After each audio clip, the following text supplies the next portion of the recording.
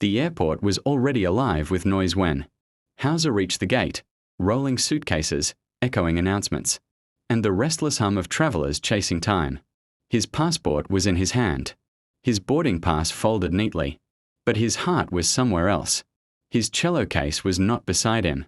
Moments earlier, airport staff had assured him the instrument would be loaded safely. It always was.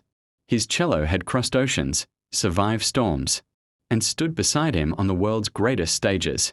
But today, when Hauser turned around, the familiar black case was missing. "Sir, your flight is boarding," a voice called. Hauser froze. His fingers tightened. He searched the crowd, the conveyor belts, the open doors. Nothing. Panic crept in, sharp and cold. This wasn't just wood and strings. This cello carried his voice, his past, his memories of late nights and silent tears.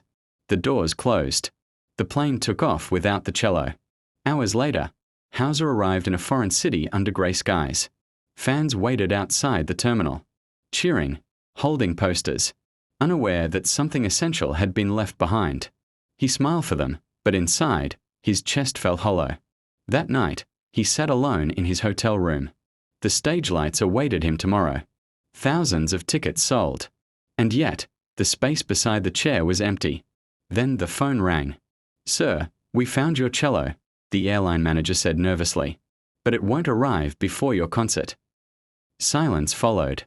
Hauser walked through the city as night fell. In a quiet square, he heard music, soft, imperfect, raw. A young street musician was playing a battered cello. Its strings worn, its sound trembling but honest. Hauser stopped. The boy looked up, nervous. "I'm sorry if it's bad," he said. Hauser smiled. "It's beautiful because you feel it." They talked. The boy knew nothing of sold-out arenas or world tours. He only knew music was the one thing that made life lighter. The next night, the concert hall was full.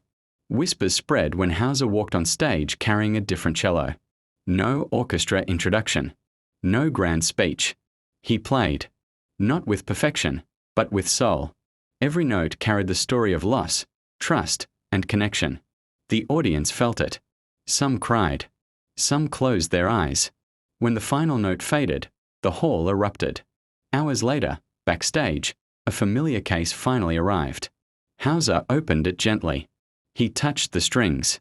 Then he looked at the borrowed cello resting nearby and smiled. Sometimes, what misses the flight reminds you why the journey matters.